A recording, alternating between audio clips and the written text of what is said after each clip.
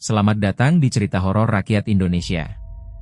Malam ini, kita akan mendengarkan kisah Pocong Bintaro. Tanggal 19 Oktober tahun 1987. Pagi itu, udara Jakarta masih sejuk. Kabut tipis menyelimuti kawasan Bintaro, Jakarta Selatan. Dua kereta api saling mendekat di satu jalur yang sama. KA 225 melaju dari arah Rangkas Bitung. Dan dari arah berlawanan, KA 220, penuh sesak dengan penumpang, para pekerja, pedagang, ibu-ibu yang akan ke pasar, melaju tanpa tahu apa yang menanti. Pukul 7:05 pagi. Di sebuah tikungan daerah Pondok Betung, kedua kereta bertemu. Baja menabrak baja. Besi meremuk besi. Suara ledakan logam yang membelah pagi itu terdengar sampai radius 1 km. 139 orang meninggal dunia. 254 luka-luka.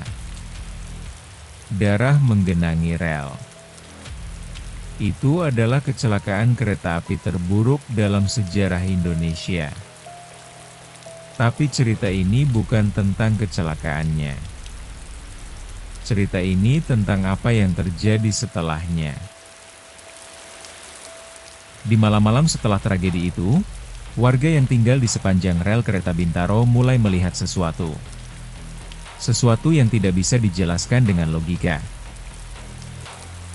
Pak Sugiman, tukang ojek yang rumahnya hanya 50 meter dari lokasi kecelakaan, bercerita tentang malam keempat setelah tragedi. Malam itu hujan gerimis. Ia mencium bau bunga melati yang terlalu kuat. Terlalu pekat. Tidak wajar untuk malam yang dingin. Ia menoleh ke arah rel. Dan di sana, berdiri dalam kabut tipis, ia melihat sosok yang membuat kakinya beku.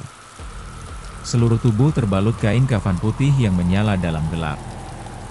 Kain itu kotor, berlumur tanah merah dan noda yang tidak ingin ia identifikasi. Sosok itu tidak berjalan. Ia melompat.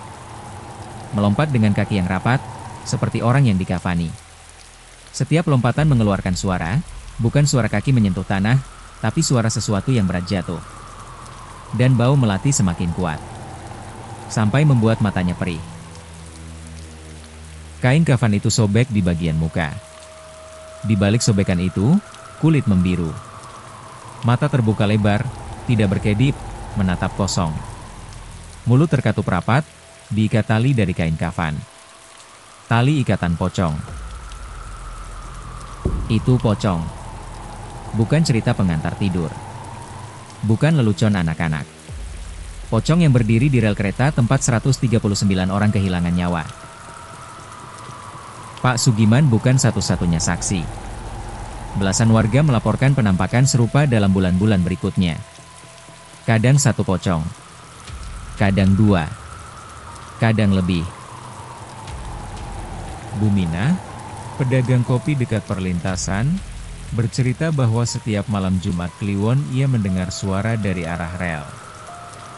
Suara kereta melaju, padahal tidak ada jadwal kereta. Suara jeritan yang saling tumpang tindih. Dan setelah jeritan berhenti, hening total. Hening yang lebih menakutkan dari suara apapun. Suatu malam Buminah membuka pintu warungnya. 3 pocong berdiri di depan pintu. 3 sosok berbalut kafan kotor. 3 pasang mata menatapnya. Tidak berkedip. Tidak bergerak.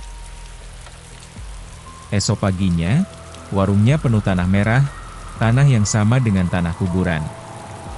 Tapi tidak ada jejak kaki. Tidak ada tanda siapapun masuk. Sampai hari ini, warga Bintaro tidak berani melewati rel kereta di daerah Pondok Betung pada malam hari. Mereka percaya bahwa roh-roh yang meninggal dalam tragedi itu belum menemukan ketenangan. Terjebak di rel yang sama yang merenggut nyawa mereka. Kalau kamu pernah melewati Bintaro di malam hari dan tiba-tiba mencium bau melati yang sangat kuat, jangan menoleh ke belakang. Dan kalau kamu mendengar suara lompatan di belakangmu, lompatan yang berat yang mendekat, berdoalah. Pocong Bintaro. 139 jiwa yang meninggal dalam tragedi kereta api terburuk Indonesia. Mereka tidak memilih untuk mati di rel itu. Tapi mereka tetap di sana. Menunggu sesuatu yang tidak pernah datang. Di malam-malam tertentu, di sepanjang rel kereta Bintaro, pocong-pocong itu masih melompat. Dan bau melati yang tidak bisa dijelaskan itu masih muncul. Menandakan bahwa mereka sudah dekat.